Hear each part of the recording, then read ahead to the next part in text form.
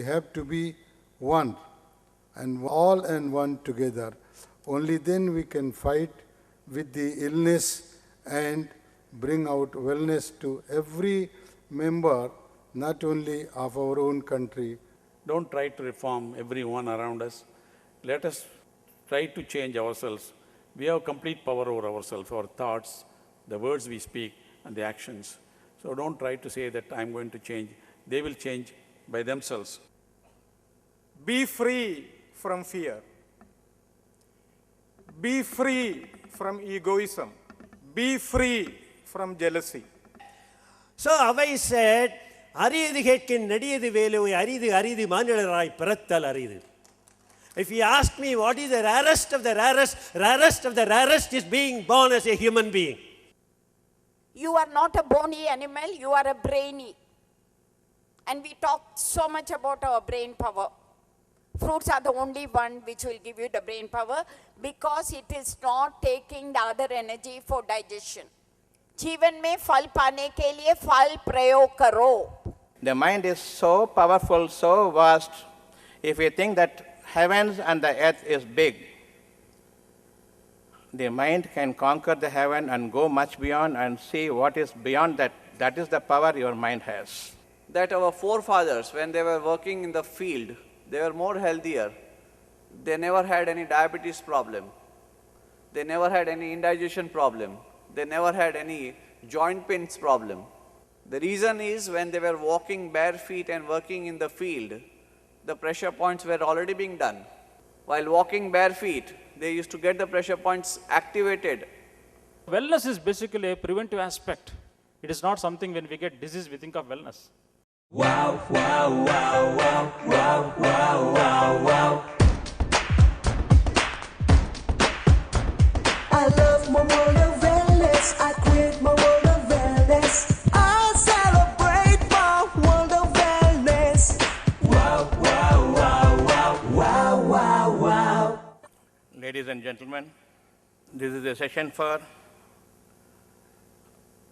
practicing the cure without touching the patient. How to go about with personal wellness throughout his life career. At any point of time, no need to worry about our future. As of now, we are living for the future. Our days are not going to be suffering, emotionally charged. No need to be angry, sorrow.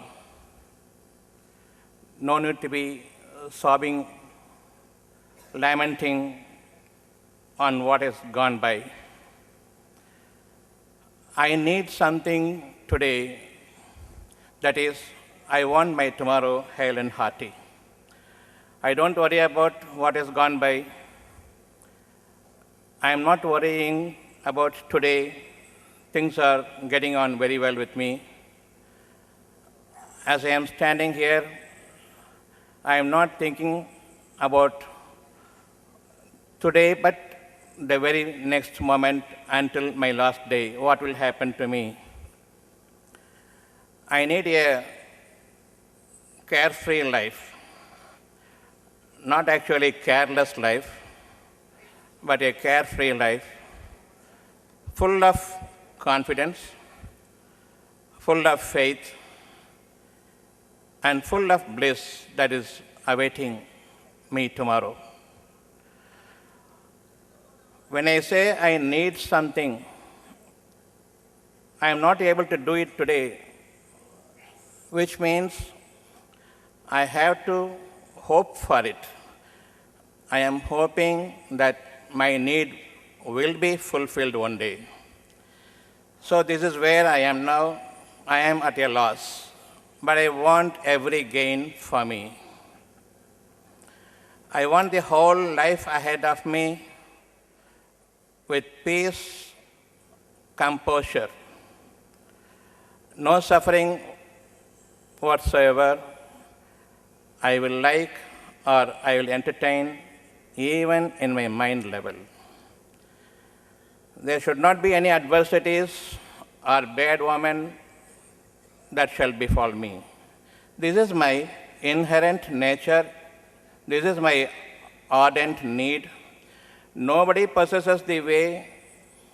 Nobody can show me the way towards what I need. So when I say I need, the need is with me as a feel in the depth of my heart. So what is this feel actually? Where from it came? I am seeing so much of worry, sorrowful states, so much of bad omen. We even think that maybe the curse has fallen upon me. It is not so. I wanted to be a doctor. Now I am not a doctor of the kinds that the people know, but of a different nature. A natural feel with me is that I want to be a doctor, but I don't want to touch any medicine. I don't even want to touch the patient, but the feel must cure. If I have come over here, I have a feel in my heart that I must go and attend the session and I must go and deliver a speech. So the thought has brought me here, not actually the body has come here without the thought. The thought proceeds and such a big frame is being conducted towards where I want to be. The thought has so much power, the feel and the thought must be combined together. I am not thinking about anything. For that matter, how I am going to fulfill this feel. It is not my job. Whether you want it or you don't want it, I say I want it. How great it would be if I could have it. How great it would be if I could have it. When I have that in my mind, that is an indication that I have already lived through it. As if I am not going to live in the future, it is there already, and I am feeling for it. I want to live a life like that, how great it would be, as if I have already gone through the entire life. This is the truth. There is nothing you are going to gain tomorrow. Whatever you have in your mind as beauty of tomorrow, your duty is to abide by it. It is not for you to find the way, but keep it up as aspiration, as a wanton desire, such a beautiful desire. I am anticipating, not aspiring actually. As if it has happened, the gift is going to come to me, I am anticipating. Aspiration is not necessary for us, but anticipating so earnestly and ardently that you have in your heart as the greatest of all feelings of tomorrow. Why it is the greatest of all feelings of tomorrow is, it is because nobody has the means to achieve it for me, except the means must come to me. I have nothing to do to pave away my path and get lost in the den. I am not going to work now because I have no way. I have something in my mind. I must have a fearless tomorrow, a carefree tomorrow, such a beautiful life, stress-free life, no stress in my mind, no strain to my body, there is no physical ailment, there is no physical suffering. This is the life I want. Who has given this thought to me? It is not only with me, it is there with everybody. Everybody wants a life that has no stress in the mind or strain in the body. Strain to the body is the disease. Stress in the mind is that I want to do something, but I have no way how to do it. Achieving is achieving the future, achieving my heartfelt thanks to the field God has given to me. The Almighty power has given to me something that nobody has achieved on this earth and nobody can achieve by the means given to them, that is the knowledge of the people. The knowledge is the hearsays of yesterday. Whatever is going on now, I am observing and I am converting into a speech, into a language, that's all. The knowledge is over there. What I have in my mind for my future, definitely I have to abide by it, have a strong hold on to it. There is no doubts in it I can entertain throughout my life yet to come. This is how the mind power is starting to work within us. I want, for example, food. When I say food, I am thinking of a restaurant, I am thinking of a provisional store, I am thinking of a job, I am thinking of money, but not food. I need my strength. I am talking about some gym, I am talking about some exercising methods. After that, there is nothing more I can think of. Good food, and then extreme exercises or moderate to extreme, whatever we deem fit for us, we are doing. But in the end, I am not happy at all. Physically, I am a little bit tired after the exercise. A very nearby feel is the moment I do some exercise, before beginning of exercise, I am feeling very much energetic. After the exercise, I feel very tight. I think that I am energized. No. During the stress to the body, what happens is your body muscles go for constriction. It goes in for a state of spasm. Continued exercise gives a spasm to the muscles, and that crushes the blood vessels, stopping the circulation to enter the place where there is the exercise part of it going on. Now, when I am doing a strenuous exercise or a flexing exercise to my muscles, the blood vessels are occluded. No nutrition passes to it. This causes a relative state of death to the muscles and tissues, a partial death to the muscles and tissues.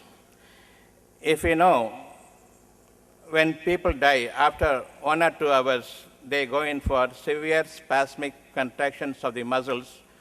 The muscles will go rigid like bones. We call it rigor mortis. After the death, postmortem reports, the forensic people will know. Once you die, after 2 hours to 3 hours, the muscles will go in for spasm because no blood supply. Blood supply is cut off. It goes in for severe spasm that causes the rigor mortis syndrome. When I am doing the exercise, artificially I am creating a partial rigor mortis-like syndrome. My muscles, whichever muscles are given strain to because of the exercise by means of severe stress to the mind as well as to the body. I am not able to lift, I am not able to do this severe exercise, but I have to do it. This stress causes further strain to the body, weakness to the musculature. Now what happens is the muscles go in for spasm, obstructing the blood supply and cuts off the nutrition. This results in a partial death, a temporary death called rigor mortis, partial rigor mortis, that I feel the stiffness in my body after the exercise. We wrongfully attribute this to the strengthening of my muscles and I am staying hale and hearty. No, it is not like that. It is taxing your mind, taxing your body. In a long run, what will happen is you will be losing your energy than gaining energy.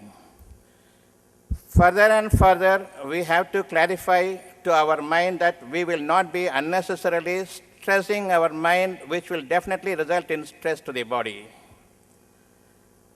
At the age of 57 years, I have not done an exercise, not even lifted a finger without purpose. I hate exercise, but I live now without any medicine, without any gadgets to check my parameters. Nothing is like what your mind says, I am okay. The finest of all gadgets is your mind. When it says you are okay, at that point of time, whatever BP you have, whatever cholesterol you have, whatever fat you have, I am 105 kilograms weight. I am hearty, I am healthy, I am wealthy, mind-wise, not money-wise. This is the procedure I would like to tell you, that keep your mind fit. From your mind, the energy develops, not from your body. If I ask you one question, whether your life energy saves your body or your body is preserving the life energy. எனக்கு உயிர் உடலை வாழ வைக்குதா, உடல் உயிர் வாழ வைக்குதா? Whether the life force is saving the body or the body is saving the life force, it is the life force that saves the body. Now you say, give organ donation, I will be saving the life. Is it applicable to sense? No. How come a body can save the life force, whether life force is originating in my entire frame? When I was in the womb, before even I was a conceptual product, I was nothing in my womb, in my status. I was something abstract. Nobody knows where I was. But the energy accumulation started, and thereafter I developed into a ball of cells, tissues, then variants, then I was shaped up into a human being. Before that, we would like to entertain one subject. Mind is the root cause of all our activities. It is not the body that is controlling my mind. My mind must have control over my body. My body cannot have control over my mind. My mind has every reason to think and act, but the body is simply a mechanical device like a robot. It has no brains at all. If you have no mind and your body is functioning, I will call you are a lunatic. If you have a purpose, then definitely you are a man of some action. When I am doing this, when I am making my grimaces, when I am giving some expressions, and the tone is adjusted up and down, all these things are necessary only if I have a soulful talk. If I am speaking the truth by which I am living, this simply doesn't matter at all. All these gestures require to give energy to the speech, to give energy to the language, to give meaning to the language. Without these gestures, without these expressions, with tonal quality changing up and down, all this gives a life energy to the speech. Without this, the language is a dumb and a dummy, and it makes no sense, and it becomes null and void in the end. We give appreciation to our mind. I need food. This food is for my taste and for my satiation of my appetite. The appetite for my stomach and the taste for my tongue is essential for my food. Food is everywhere, but we think of a grain, say a rice or wheat. This is no food at all. You want food. Food means a sumptuous one, whatever you need in varieties, that is food. But we settle down for rice. No, you need food, that is my field. Who gave this field to me? It is the Almighty Creator's wish that I must have food, sumptuous food, tasty food that soothes your heart, soothes your mind, so that your body is calm. Without taste to the mind, without taste to the tongue, my mind is not at all at ease. If a tasteless food is given, even if I am hungry, I will toss it onto the garbage. I will not take it. So you need food, but we convert it into a form. Don't figure it out. You don't know what a food is. Food is something that gives you energy to the mind as well as to the body. But we are saying that food gives energy to the body, preserves the life force. No, it gives first solace to the mind.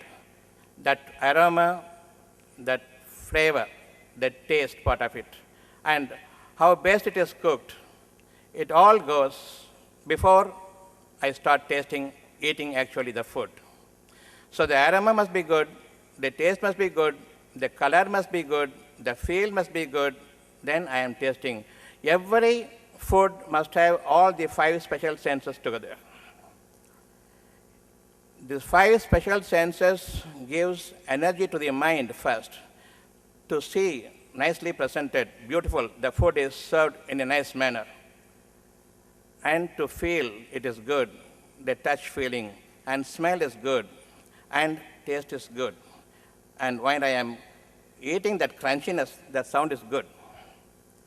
All these 5 special senses must culminate, must come together to give energy to the mind. Then this mind level energy gives energy to the body, and functioning of the body is so perfect if I am very much satisfied about what I had in my mind, what I had as a food. Anything that you want is, we must remember today, all the 5 special senses must be satisfied. If only these things are satisfied, this is good for me, this is beautiful for me, otherwise it is harmful to me. This mic is good, give good sense, but there's no taste to it, no smell. So something is inferior. I don't like this. Everything around, the flowers are there, it is good, but I don't like it because no smell, no taste, nothing. A part of it is existing, most part of it to suit my 5 special senses is gone. But only one thing in the whole world which satisfies the entire 5 special senses is a woman to a man and a man to a woman. All the 5 special senses. Beautiful to hear, beautiful to see, beautiful for the touch, and beautiful to taste. So many things are there, and everything put together is one and only of the creations, that is the human creations, man for woman and woman for man. So this is the most possessed one. I will not give it to anybody. Such is the possession that we must have. Mind's power is most important. Mind's capacity is most important. Mind's solace is most important. Whatever you do must satisfy all these 5 special senses. Without this satisfaction, there is nothing fruitful is going to come out of it. Now I am concentrating on my mind. I want food, not the rice, not the grain, but wholesomeness. The whole thing I want. So a few years ago, the rice was sold for 13 per kilo, 13 rupees per kilo. We harbored a